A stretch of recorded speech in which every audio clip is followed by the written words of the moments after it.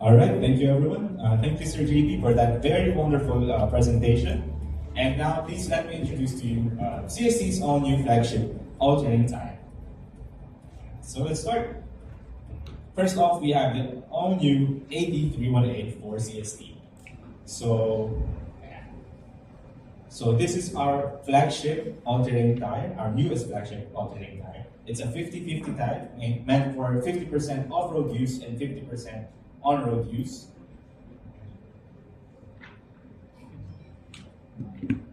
So it features an all-new tread pattern. So gone are the days with a warm drive design. We have an all-new compact zigzag design with circumferential main grooves and lateral ribs. Right. So with that being said, it also features an all-new sidewall design. So this is one of CST's newest direction or newest tech. It features a tiger's tooth shoulder design. So makikita niyo po yung pinaka-sidewall niya. Meron siyang added reinforcements that's meant to deter cuts and stacks during off-road operations. And it also helps kapag naka-air down situation tayo. Ayan. So, bukod doon, meron po siyang fini-feature. Ito po yung pinaka-highlight namin. So this is one of the main features of this tire is its revised casing ply. So we are one of the few manufacturers that have a true 3-ply sidewall casing. Right? So it's not just one sidewall casing that's wrapped around 3 times. It's actually 3 plies inside. So that really helps with the strength of the tire.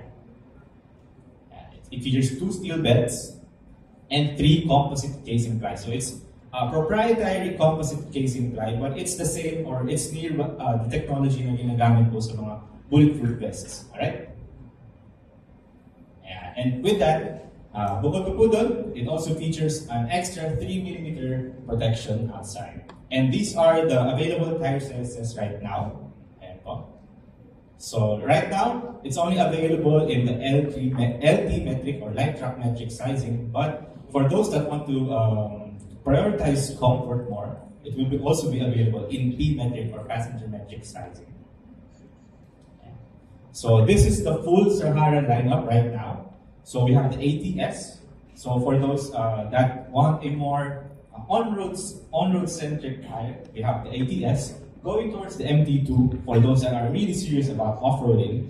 And then we have the Sahara AT318. That's perfect for the Filipino that works all week. Tapos pag a weekend, meron silang konting adventure. So for the customers that want a really rugged terrain tire na pwedeng gamitin sa city, medyo comfortable pa rin, tahimik pa rin. But pagka weekend, gusto nila mag-car camping, mag-overlanding, yeah.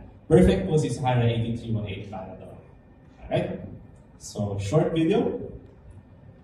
If muds, rock, rain, and rough road is part of the ride, then this is the tire made for you.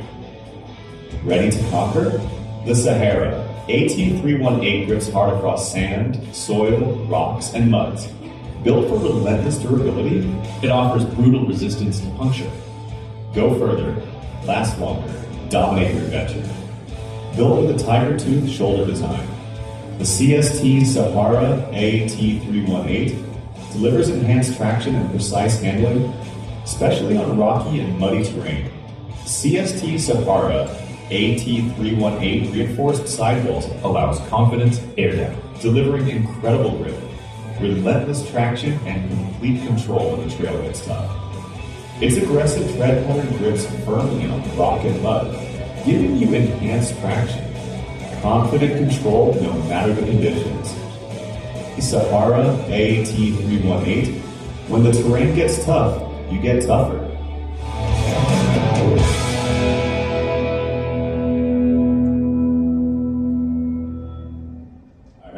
So let's proceed with the EV tire of CST. So starting from 2019, a total of 187 units were only sold last 2019. Ganun lang po kaunti yung EVs last yun lang. But last 2024, those sales rose up unto 18,000. So EVs now make up around 4% of total vehicle sales in the Philippines. And yung aim nga ng Philippine government is that in 2030, they're aiming at 50% ng total vehicle sales in the Philippines ay maging electric. Okay? So, ganun na po ka-advance yung EV agad sa Pilipinas, yung sales niya. So that being said, meron pa rin pong hard parts na discuss nga po ni Sir JP earlier. There are still pain points with owning an EV. So ano po yung mga pain points na yun? So the first part is range anxiety. So with minimal charging stations in the Philippines, owning an EV in the Philippines is still hard kasi iisipin mo pa rin saan ba ako pwede mag-charge, meron ba itong mall na to. Pag gusto kong magkaroon ng Philippine loop, magagawa ko ba yun?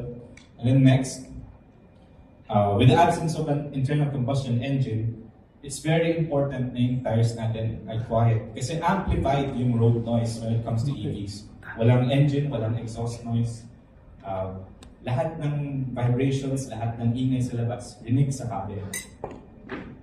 And then next, so with the high torque motors ng mga EVs natin, frequent replacement is imminent. Kasi pag nasa city use, kapag apak sa gas, apak sa preno, mabilis mong makascurve ng tires natin. And what more kapag EV na instantaneous yung torque. So with that, ito po yung solution ni CST para ma-lessen yung mga pain points na yan. So let me introduce to you the all-new CST Salex EX4. So it's where endurance meets efficiency. Yeah. So what the CST Salex has is an all-new custom-made or tailored for EVs na casing plies. Yeah. It features a 20% stronger structure versus comparable tires. So whenever accelerating and braking, hindi siya ganun kabilis mag-deform. Okay? And it also features a 20% stronger nylon cap. Yeah. So again, this is to avoid deflection of the tire during added load. Okay? And it also features a diamond blade pattern design in order to keep the road noise quiet. Okay. And then, one of the things to lessen road noise or yung cabin noise or to get better at NVH is meron din po siya, sorry, going back. Meron po siyang diamond behind foam technology. So this lessens yung road vibration, yung cavitation, yung any kind of noise na related sa tire. Alright, so it reduces up to 5 decibels, which is around 20% less noise. So all in all, ito po yung Salex EV. It features 10% improvement in wet braking, 5% better rolling resistance, and 3% longer tread life versus conventional tires. So right now, ito po yung vehicle fitment ni Salex. We only forgot to include yung BYD right now, but rest assured magkakaroon din po ng sizes for BYDs. So let me introduce to you CST's, or so the last product launch of the night, CST's all-new CM-SC01. So this is one of CST's sportiest tires for scooters, and so it has a racing DNA for everyday streets. So like Sir JB mentioned, CST is also heading to a new direction. Yung mga tires natin, yung mga tread pattern natin, they are computer optimized. Dumadaan rin po siya sa FEA or Finite Element Analysis. So they can ensure na ito po yung pinaka-maximum na tread contact patch without sacrificing yung mga siping niya para ma-displace yung water effectively. It also possesses a tapered groove design. So when we say tapered, maliit po yung groove din sa harap, palaki ng palaki. So this is effective during cornering. So pag nagko-corner, nalalessen yung flex ng tire and it ensures na mas consistent yung handling niya. And so it also features enclosed shoulder groups, which also improves cornering feel. So being one of CST's sportiest tire, its tread profile is very much optimized. So just like its competitors, or unlike its competitors, very sporty po yung pinaka-profile niya. So, its compound is optimized for daily use, but its profile or yung pinaka-shape po niya is V-shape. So, it's sporty in nature. Unlike its competitors po, even though it's an everyday use tire, the handling will be more sport-oriented. Ayan. So, what we're showing here is that compared to the previous model or yung mga previous generation ng mga everyday use tires, which are more rounded, the CST CMS-CO1 is more V-shaped. Or kumbaga, mas aggressive yung shoulder pattern niya or yung shoulder design niya, in which onting input niya lang po sa handlebars, mabilis na agad siya mag-turn. So, kumbaga, we're mentioning this kasi we're trying to introduce a tire that is still for enthusiasts, pero pwede siyang gamitin everyday. Hindi siya mabilis mag-turn. Okay? So, like Sir JB mentioned, right now in the industry, very, marinig nito, lagi niyo marinig, maraming high silica. So, sa amin, sa CST, we've introduced a proprietary compound which uses silica as an additive. But, ayun nga po, yung design niya, sporty, high silica yung compound, it will ensure na tire magiging durable pa rin, but i-hug niya yung mga grooves sa ground while still being elastic. Okay? Yeah. So, we're positioning the CST CMS-CO1 as a city tire na medyo sporty pa rin. Okay? So, it's a city touring tire din as well. But, sporty yung characteristics niya. Right? So, it's a high mileage tire, pero sporty yung, yung feel niya. Okay? So, to back all of that data up, kung sinasabi ko kanina na high mileage tire siya, we have been conducting tests locally, okay?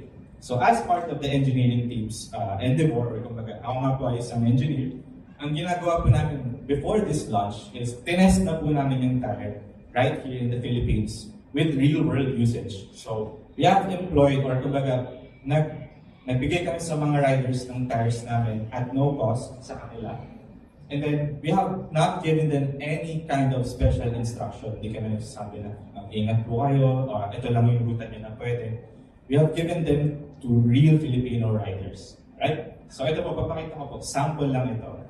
After this presentation, we can share the data with you. We will be transparent on how we conducted the tests and kung ano yung naging ruta nila, ano yung naging feedback nila. Alright? So first off, ito po yung namin. First sample ng rider namin. Si Mr. Michael Bandagosa. So we have given him an SEO1 and he works for Angkas. Ang ruta po niya, he works from Mandaluyong and full-time Angkas rider po siya. So wala po siyang pinipiling booking. He rides from Mandaluyong to any point of GMA and umaabot siya ng around 150 kilometers per day. So starting from a tread depth of 4 mm, in a span of 1 month, he has ridden around 4,600 kilometers. And after riding 4,600 kilometers, he still has a remaining tread depth of 3.13 millimeters. Okay, so wala po kaming binigay na special instruction sa kanya. The only thing that we have instructed him is, sana po pag bumibiyahe siya, chine-check na lagi yung pressure.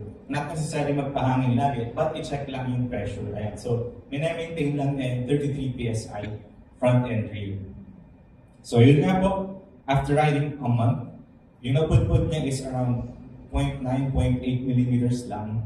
And we have given him a projected kilometers, or yung mararun niya total is around 17,000 kilometers. Now, that's a far cry from the Philippine average, or from what we have researched na 8,000 kilometers lang.